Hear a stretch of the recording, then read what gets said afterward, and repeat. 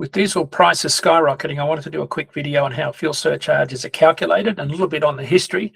I'm Dean Croak, or the Grumpy Pete, as you might know me on social media. I'm also a market analyst at DAT, the largest freight marketplace and rating company in the truckload sector. Also, you'd know us as Dial a Truck from way back when we started in the late 70s.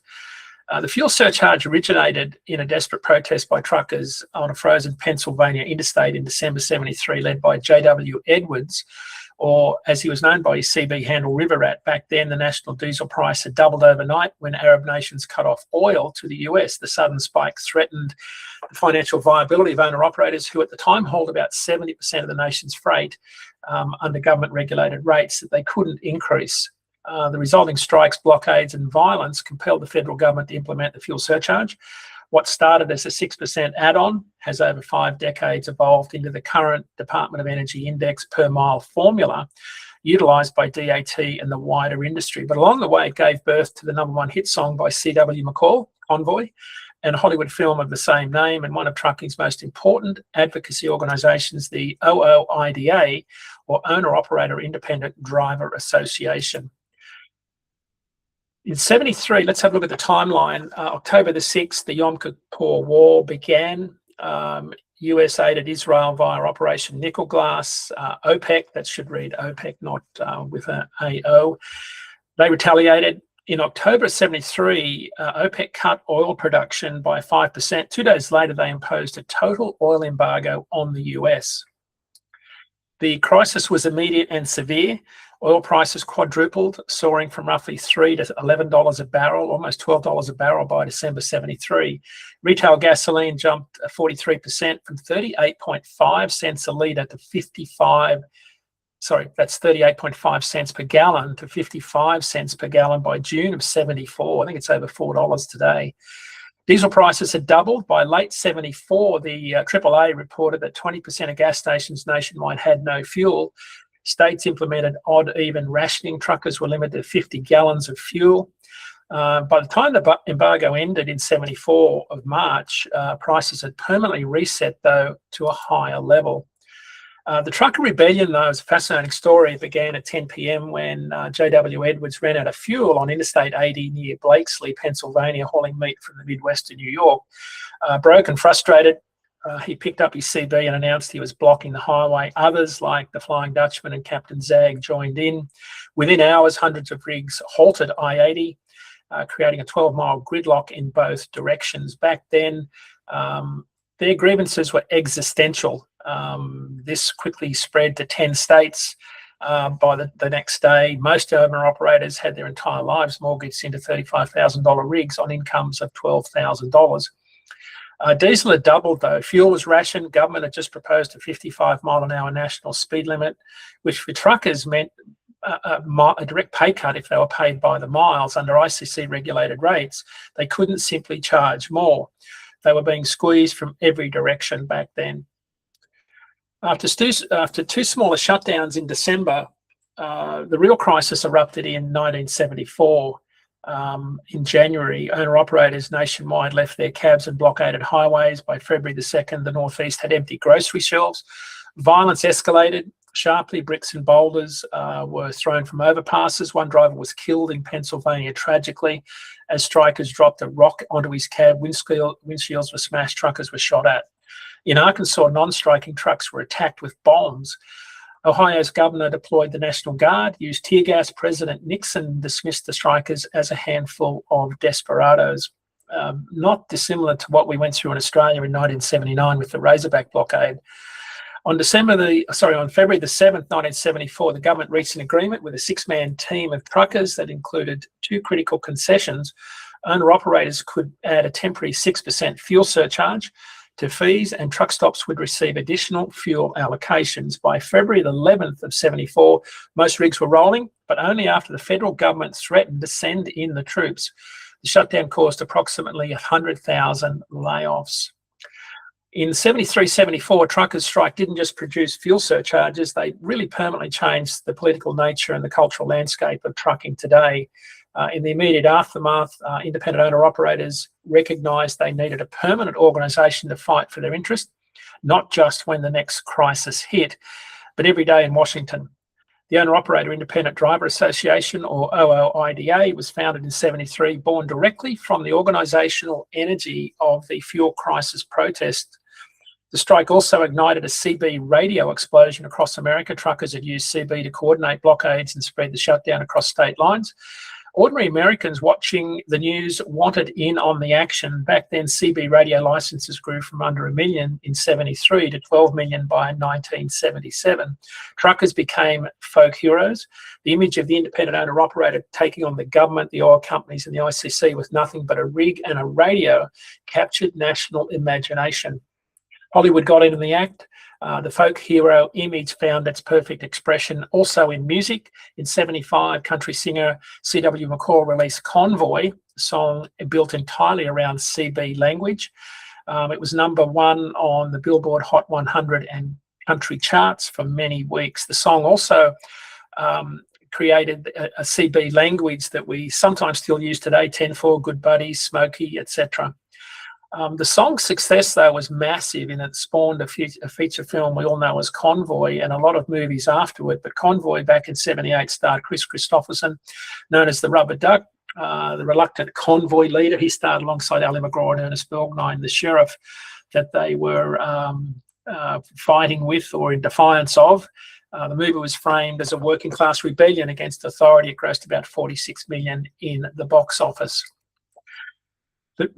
Back to the fuel surcharge.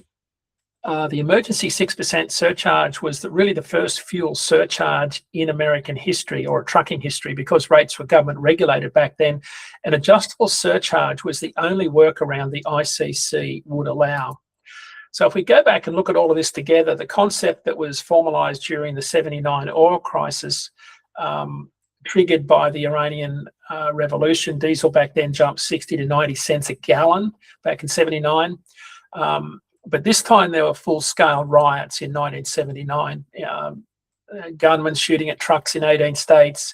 President Carter called the protesters terrorists. In response, the ICC established a formal fuel surcharge in 1979. So we've gone from 1973 to 1979 now. Meanwhile, the DOE created the National Retail Diesel Average, a weekly survey of 350 to 400 retail diesel outlets. It tracks prices and compensates carriers. It's the same index that operates today. The ICC ended its surcharge in 1981, though. The Motor Carrier Act, let me go back to my spot here. I've lost it. The Motor Carrier Act of 1980 deregulated trucking, very important milestone. That gave truckers the freedom to negotiate rates directly. Fuel surcharges faded in the 1980s, but they re-emerged during the Gulf War tensions and really became permanent after Hurricane Katrina sent diesel above $4 a gallon. How it's calculated today. This is a really important part of the presentation. Really, it's a transparent formula that we use at DAT. It's become the de facto industry standard for fuel surcharge regulations.